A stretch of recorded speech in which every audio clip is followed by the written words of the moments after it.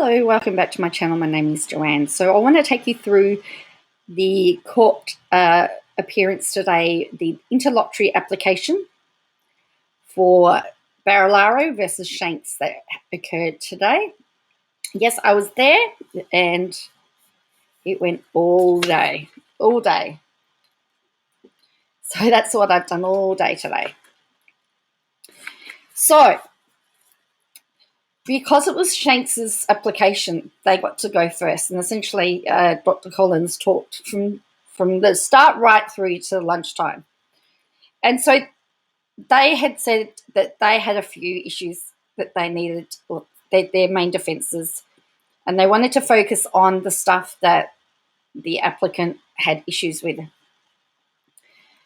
So the biggest issue that they had, or that they have, is parliamentary privilege, where there's statements that Barilaro made in Parliament that Shanks has relied upon, that parliamentary statement, to form an opinion and then express that opinion.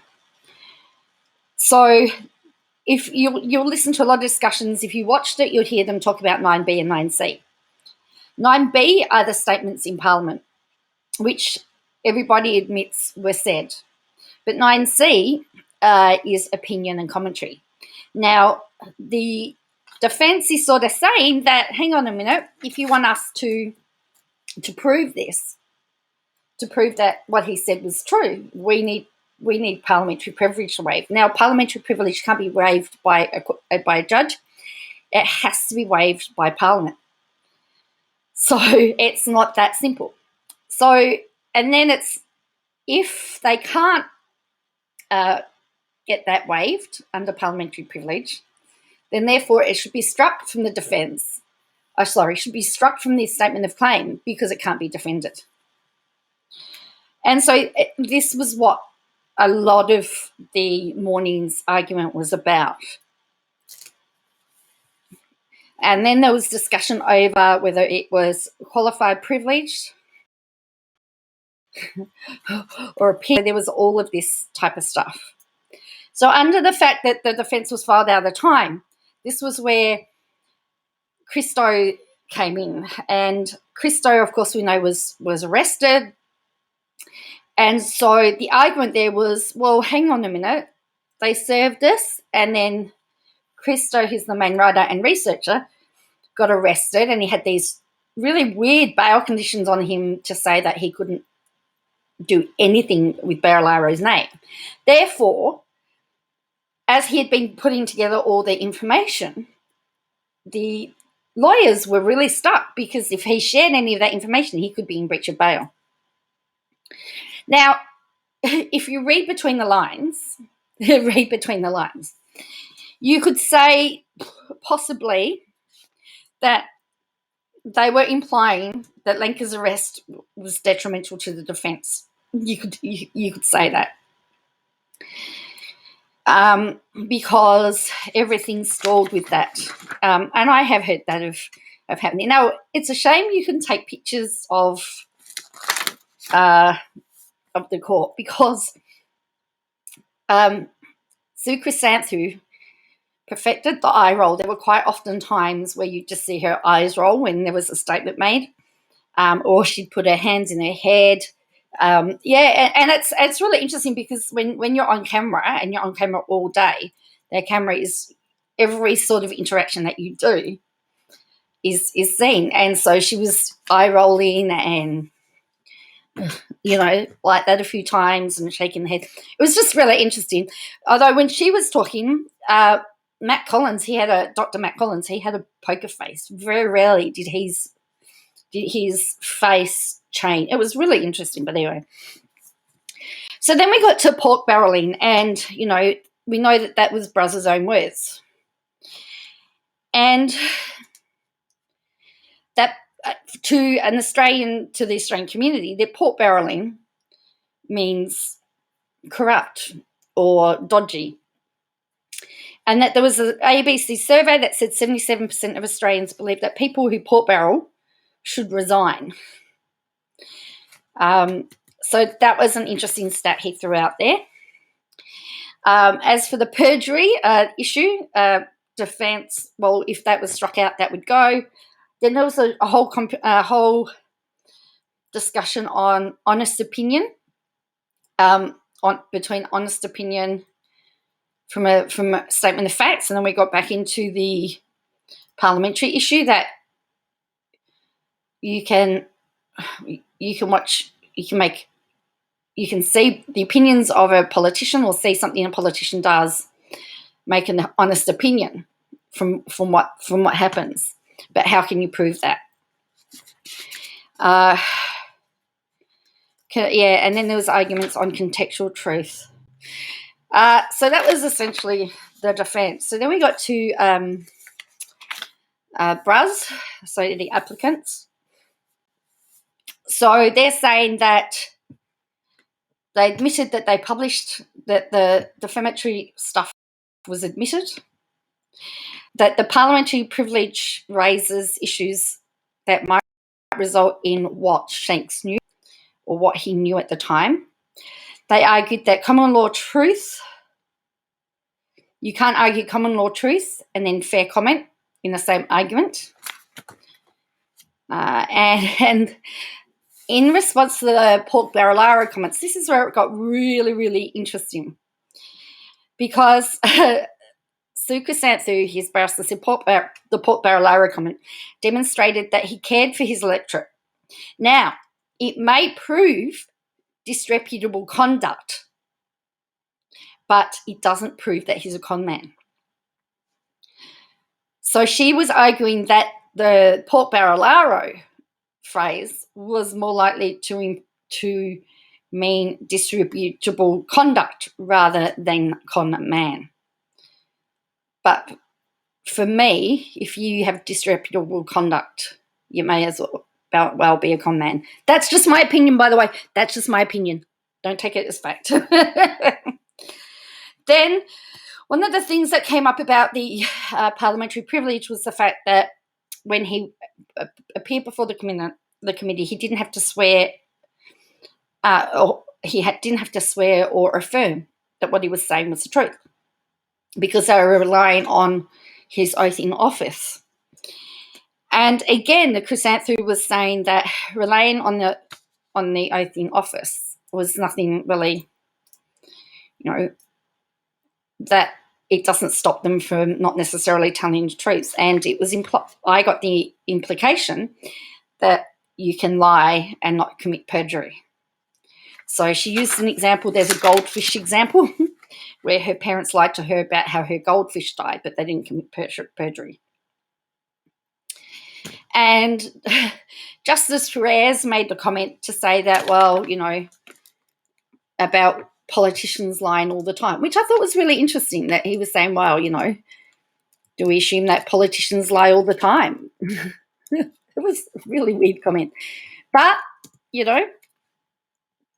they lie all the time? So are they untrustworthy, or do they commit perjury?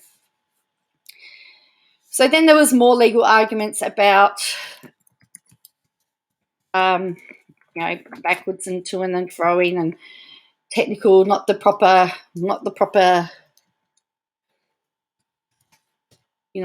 authorities, and this was read wrong and that was read wrong.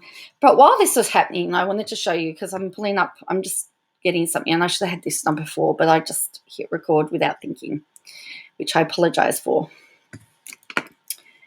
Friendly Geordies, he was posting. Now, he posted some really interesting things, and it's some of the stuff that I had picked up. So as I said, we're still waiting.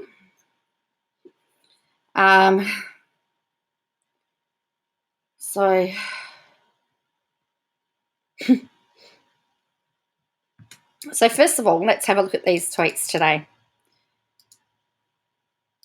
And in fact, he takes exception to one of the headlines that appears. So that's also very interesting as well. We've got, so first of all, Xenophon Davis said Barilaro versus Shanks court in session this morning. Application to strike out parts of Deputy Premier's claim. He says, your headline is incorrect. It's John that needs the government's help. In order to sue me for certain comments, he needs the upper house to waive his parliamentary privilege. Otherwise, I can't mount a defence, which may be an abusive process, which is what their arguments were. But the headline from news.com.au says, Friendly Geordie's comedian needs government help in legal battle with Deputy Premier. A comedian has asked for the New South Wales government to pass legislation so he can defend himself in the federal court battle with the Deputy Premier. And then John Barilaro's barrister Sue Crisant, who just equated Barilaro lying to an upper house committee about $3.3 million taxpayers' dollars was spent with her own parents lying to her about her goldfish dying. She did do that. So, and then there was former BBC correspondent Robert Coburn just ran, oh, that's just appeared. It was the best documentary it's seen in many years. This is brilliant. And this is John. Surely, unlike her goldfish, this isn't going to float. As I said, we've got no decision from the court at the moment. Is this the image John should be put out when he's instigated two frivolous, ego-driven legal matters? I'm excited for the courts to hear that he's so thin-skinned he blocks his own colleagues. Wow. He's going hard, isn't he? Very interesting. So we'll have a look at that news.com.au article.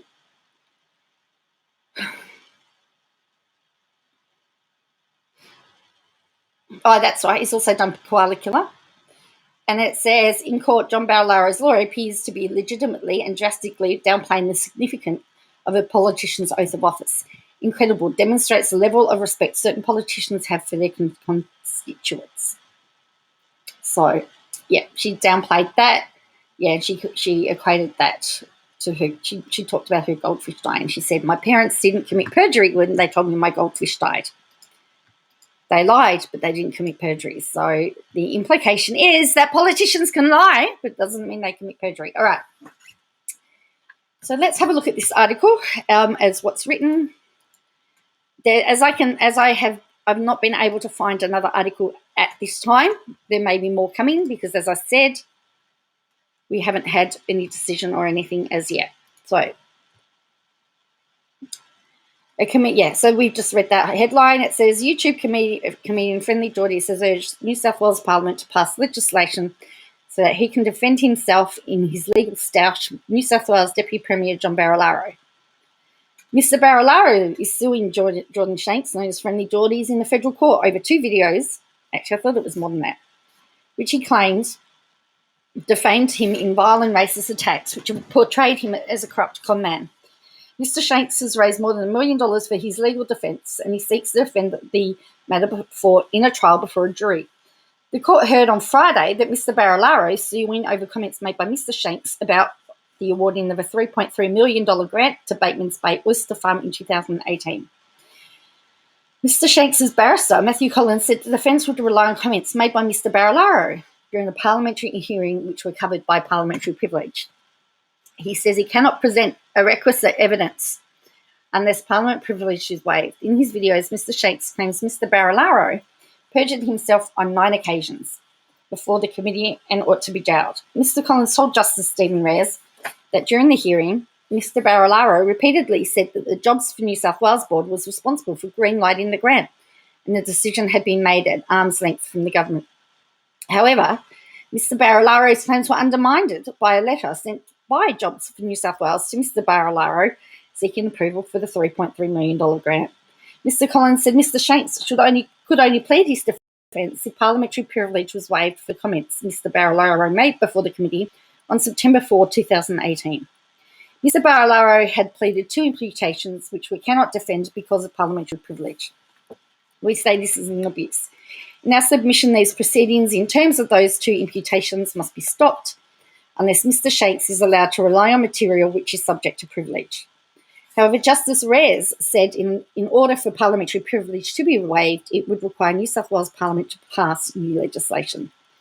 Mr. Collins urged that Mr. Barilaro ought to use his position in the Barilaro government to help pass required legislation so Mr. Shanks could defend himself. The position is the waiver of privilege is not a matter for your honour. It's not a matter for Mr. Barilaro. It's a matter for Parliament.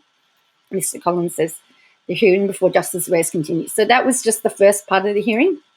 So there's nothing about the second part of the hearing or any of Barilaro's defences. But they were sort of saying, no, why should Barilaro have to go to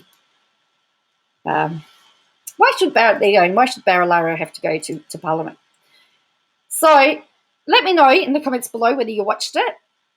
It was very slow. It was a slow day.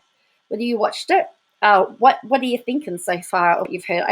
I've sort of given you a brief summary. I sort of stopped taking notes because after Miss Chrysanthou did, then Dr. Collins went back and summed up because it was his thing, and then it was adjourned. But that's all that I can tell you at this point in time. So I will definitely keep you posted with anything else that happens in the meantime. So please make sure you hit the like button, the subscribe button, and I'll catch you watching.